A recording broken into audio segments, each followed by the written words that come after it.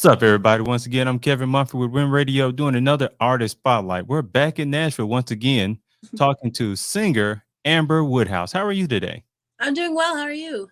I am great. Now, I've seen people that can sing, but from what I've gathered, you can sing within that. So, where did your journey in singing begin? Singing, I always kind of just sang when I was like really little. I know a lot of people say that, but as an only child, like I used to make up games for myself. I always had like a keyboard with me. Like if I went to my friend's house and everyone was like playing make believe in the backyard, I would make music for what they were playing. So I was like composing music with that. And then through that came my voice. And I just started mimicking everyone I could hear. I would listen to the Temptations all the time and try and sing every single part, top to bottom. If you're familiar with their music, like Oh, yes. you've got the lowest of the lows and the highest of the highs, and so I'd always try and reach all of the notes as best I could by myself. So, you could do My Girl? Yeah. So, you can do the note I'm thinking about. Uh, let me think. Let me think. When it's cold, wait, my girl. Talking about my girl. That's it. Ooh. Yeah. That's it. Think about that one for a second. It's been a second, but That's my part. So, yeah. did you start it off like with instruments? It was kind of both. Uh, like I said, I had like just a little like 16 note keyboard. My grandma had a piano in her basement, and like my uncle, actually, I don't want to say I stole his guitar, but I still have his guitar, and that was in her house too. And so I just kind of gravitated towards anything that was musical. And back then, music was actually in the schools, so like they actually had like teachers there that would give private lessons to each of the students. And so they went around, they brought all the instruments, and they asked the kids, okay, which instrument do you want? And they gave a demo, and then I gravitated toward clarinet actually, and started doing that. Did that for about a year. Went to church one day. I saw one of the musicians playing what I thought was a golden clarinet, but it turned out to be a soprano saxophone. And I he can let see how that happened. Yeah, and he actually let me try it, which is wild because I don't know that I'd let some random kid come up and just like pick up my expensive instrument that I make my living on. How old were you at the time? I was 9, Yeah, I maybe. wouldn't have neither. I don't think I would have. And he just let me do it, and like I could play it because it's pretty similar to clarinet, and so I was hooked ever since. And so that's literally how I got into the saxophone world. And for a while, I kind of stopped singing because saxophone for me was like that was it. And actually, when I moved back to Nashville, or not back, but when I moved to Nashville after college, I couldn't really find any work as a saxophone player because this was about 8 or 9 years ago at this point. And the work for saxophone players, it was all locked up by the guys that had been here. There wasn't a lot of stuff, and what was there, they got, rightfully so, because they've been here. Um, so I just said, hey, I'm going to sing backgrounds for people. Like, I'd love to do that. And so that got me back into my passion of like singing and trying to mimic and sound like the people that I'm singing with or supporting. And then from there, I was just like, yeah, I want to do my own thing too. Like, I love supporting people. I love being part of a band. Growing up in band and jazz band and orchestra and stuff, like, you get this sense of wanting kind of that group environment and being able to support one another with your music. And that's all awesome.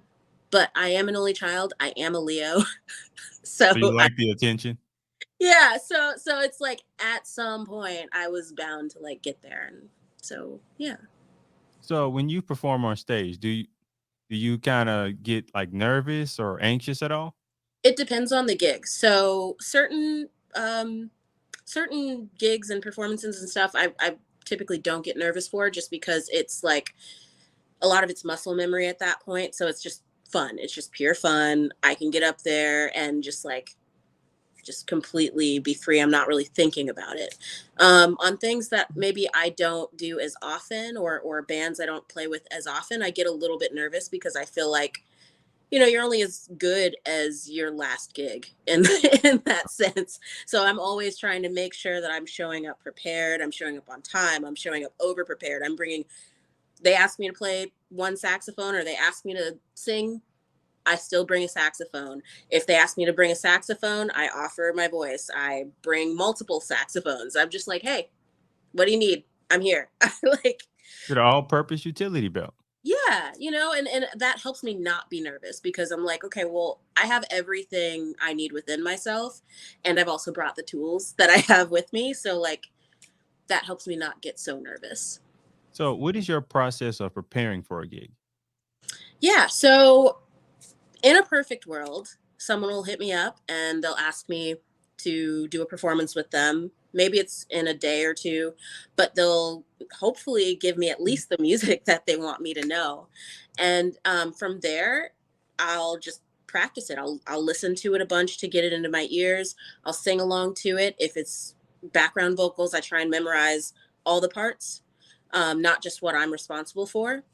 Um, because when I was a lot younger, it did get me in trouble one time because you can underestimate the value of like learning something really quickly, but not learning all the other parts and then showing up not super confident. And Okay. so if someone else starts singing your part, you don't know that. And so now you're thinking, oh no, I'm messing up and jumping from part to part when It just throws you off your rhythm. yeah. So it's really important to really actually just know the song, know the lyrics. Once you know the lyrics, you know the parts. Then I like to go back and really think about the lyrics of a song, and try and understand what they're even talking about. Because I think it's really important, just as a performer in general, whether you're in the front or in the back, to be able to connect to what you're performing and make it authentic. And the only way you can do that is if you actually know what you're singing about. So that's a big part of how I prepare as well. All right, so I wanted to kind of talk about like what you as an artist was doing in 2020 when basically the entertainment industry was shut down. Like Yeah. how did you survive during 2020? Yeah. So it was interesting because there was a week in March where, like, that Friday of maybe the second week in March of 2020, Mhm. just email after email after email, everything shut down. And this is what I do for a living. I don't have like a part-time job doing anything else. And so I sat in this very space that I'm in right now and I was like, all right, get to hustling. And so I just simply put on my Instagram. I was like, hey guys, so I'm going to take donations for song requests and I will put a video up within, 48 hours. I'm not going to tell you how much to donate, whatever you want, but just send a song request with a donation. And by the end of the following week, I had my mortgage paid and my car note paid. And Oh, I also had about 20 songs that I needed to record. I was like, oh, snap. Okay, got it. But I didn't have anywhere to go. Everything was canceled. So I was just in here working through building tracks or finding karaoke tracks and building on top of those and stuff like that. And through that process, I then started to get into like home recording and remote like studio work because outside of touring and playing for other people or doing my own music, the other part of my income as a musician is studio work. And of course, with COVID, all the studios had shut down for quite some time. And so I was fortunate enough to have just like a basic setup of like microphone interface and software to where I was hitting up all the people I normally would go to their studio for and say, hey, I actually have a pro setup here. If you need background vocals, if you don't want to wait until things open up again, let me know. And they did. And so I started recording, and then I started doing Zoom co-writes with people, which led to features on other people's songs, which of course in turn led to a session that ended up turning into a song that got placed into a commercial that's been running since 2020. um, congratulations. Thank you. Yeah.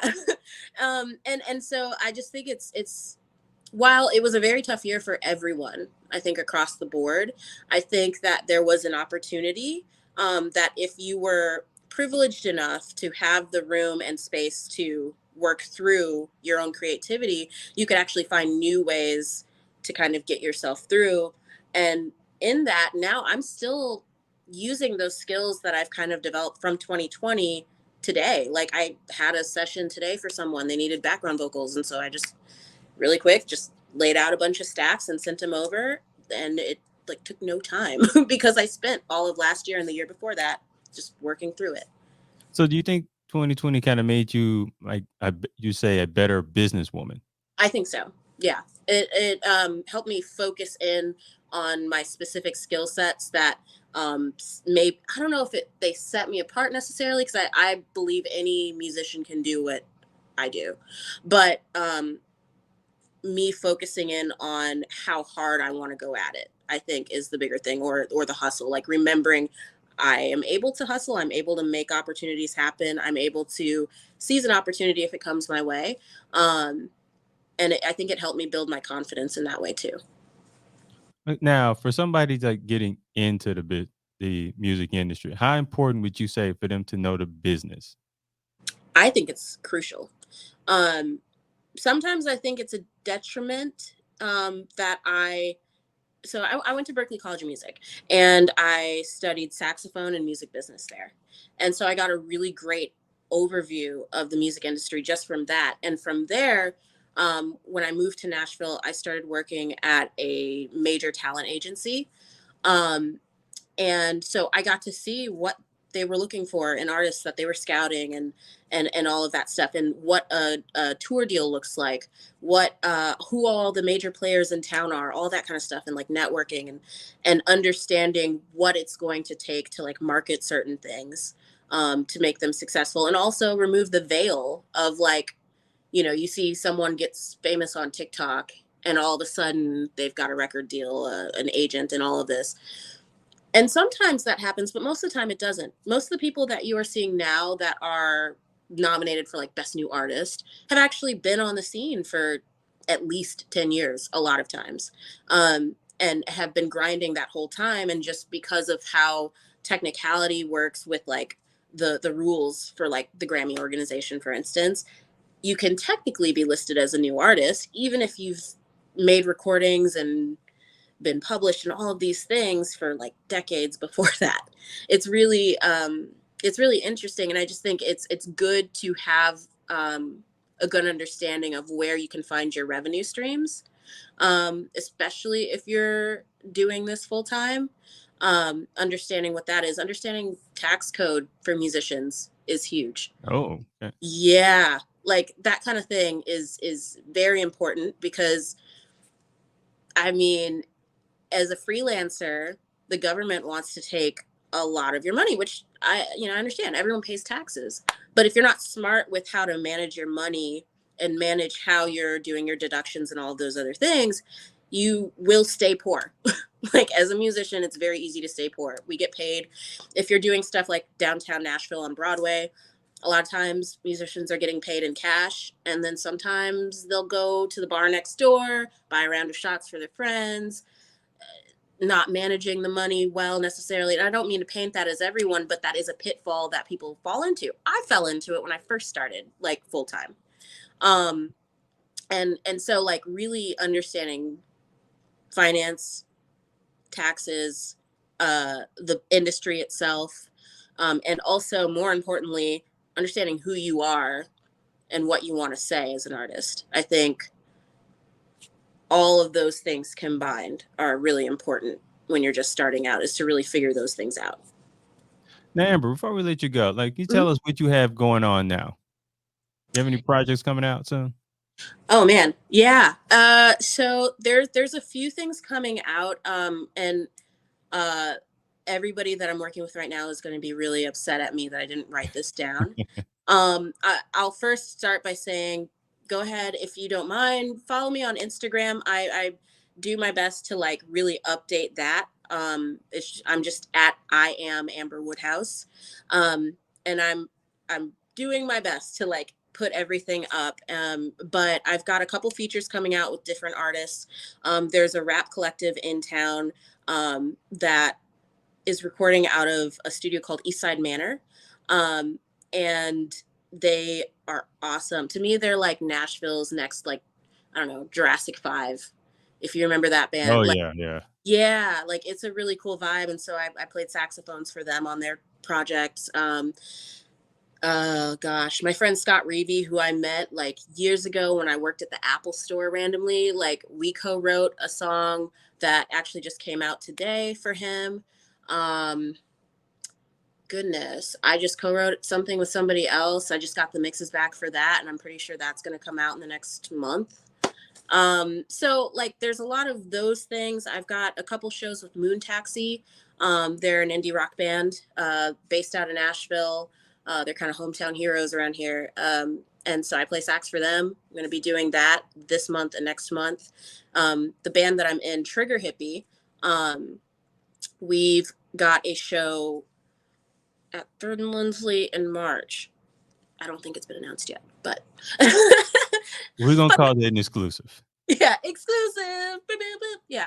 So that'll be like my next major like kind of solo act performance, so to speak.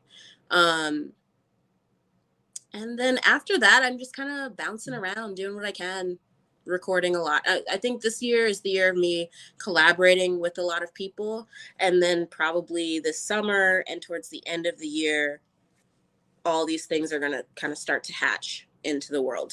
So You're a real busy woman. I am. I mean, I even opened up an NFT store, and actually this weekend I'm dedicating it to like adding NFT art, figuring out that space, and eventually putting up music as well. I'm trying. I'm doing what I can. Well, I appreciate a hustler, and Yeah. thank you for taking time out to speak with us today. Sounds Yeah, like no you have a problem. whole lot going on. Oh yeah. Thank I'm you once for having me. I am once again Kevin Mumphrey, and this is Win Radio.